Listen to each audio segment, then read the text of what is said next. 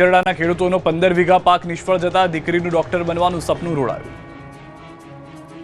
ભાવનગર જિલ્લાના મહુવા તાલુકામાં ભારે કમોસમી વરસાદે ખેડૂત પરિવાર પર આર્થિક સંકટ સર્જ્યું। તલગાજરડા ગામના ખેડૂત ધનજીભાઈ કલસરિયાનો 15 વીઘા જમીનનો કપાસ પાક નિષ્ફળ જતા તેમની પુત્રી કૃષ્ણાનું ડોક્ટર બનવાનું સપનું હવે અધૂરું રહ્યું। તલગાજરડા ગામના ખેડૂત ધનજીભાઈની પુત્રી કૃષ્ણાને ડોક્ટર બનાવવાનું સપનું જોયું હતું અને આણંદની હોમિયોપેથિક મેડિકલ કોલેજમાં પ્રથમ વર્ષમાં પ્રવેશ મેળવ્યો હતો। તેમનો પ્રવેશ 28 ઓક્ટોબર 2025ના રોજ ભાર્ગવા હોમિયોપેથિક મેડિકલ કોલેજ આણંદ ખાતે થયો હતો। ખેડૂત ધનજીભાઈએ 15 વીઘા જમીનમાં કપાસનું વાવેતર કર્યું અને આશા હતી કે પાક સારો થશે, જેથી પુત્રીની વાર્ષિક રૂપિયા 1.40 લાખની કોલેજ ફી ભરી શકાશે। જોકે કમોસમી વરસાદને કારણે ખેડૂત ધનજીભાઈનો સમગ્ર કપાસનો પાક નિષ્ફળ ગયો, જેના પરિણામે ખેડૂત પરિવારને મોટું આર્થિક નુકસાન થયું। આ મજબૂરીમાં કૃષ્ણાબેનને પોતાનો ભાર્ગવા હોમિયોપેથિક મેડિકલ કોલેજમાં પ્રવેશ રદ કરવો પડ્યો હતો।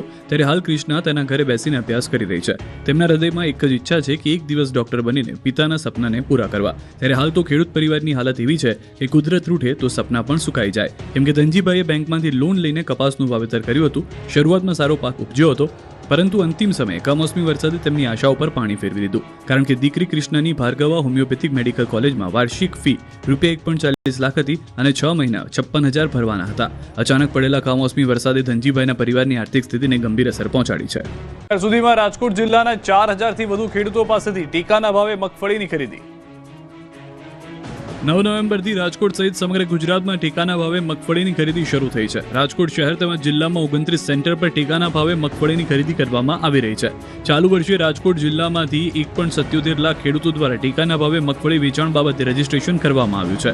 9 થી 12 નવેમ્બર દરમિયાન 4,000થી પણ વધુ ખેડૂતોની મગફળી નાફેડ દ્વારા ખરીદ કરવામાં આવી છે। ખેડૂતો પાસેથી મગફળીની ખરીદીની પ્રક્રિયામાં વધુ ઝડપ આવે તે બાબતે સૂચના પણ આપવામાં આવી છે। હાલ તો ટેકાના ભાવે મગફળીના ખેડૂતોને ઊંચા ભાવ મળતા ખુશ છે।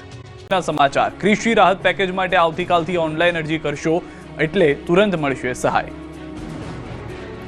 ગુજરાત સરકાર દ્વારા જાહેર કરવામાં આવેલા 947 કરોડના કૃષિ રાહત પેકેજનો લાભ લેવા માટે અસરગ્રસ્ત ખેડૂતો આવતીકાલથી અરજી કરી શકશે।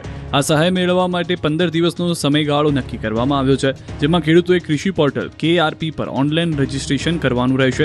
આ રાહત પેકેજનો લાભ 251 તાલુકાના 16,500 ગામના ખેડૂતોને મળશે, જેમને ભારે વરસાદને કારણે પાક નુકસાન થયું છે તેવા ખેડૂતોને મળશે સહાય। ખેડૂતોને હેક્ટર દીઠ 22,000ની સહાય મળશે। આ સહાય 2 હેક્ટરની મર્યાદામાં મળશે। જેમ અરજીઓ આવતી જશે તેમ ચૂકવણી થતી રહેશે। જરૂર પડે અરજીની સમય મર્યાદા વધારાશે। સર્વે નથી થયો તે ખેડૂત પણ કરી શકશે અરજી। શુક્રવારે બપોરે 12 કલાકથી ઓનલાઈન પોર્ટલ કાર્યરત થશે। 15 દિવસ સુધી ઓનલાઈન પોર્ટલ કાર્યરત કરાશે। ગ્રામ પંચાયતના VCE VLE મારફત ઓનલાઈન અરજી કરી શકાશે। ઓનલાઈન અરજી કરવા માટે કોઈ ચૂકવણું કરવાનું રહેશે નહીં। ખેડૂતોને સહાય સીધી બેંક ખાતામાં જમા થશે। આવતીકાલથી 12 વાગે એ પોર્ટલ ઉપર વીસી એ મારા ખેડૂત જે દુખી છે એમના ફોર્મ ભરવાની શરૂઆત, એમના ખાતામાં રૂપિયા પડવાની શરૂઆત।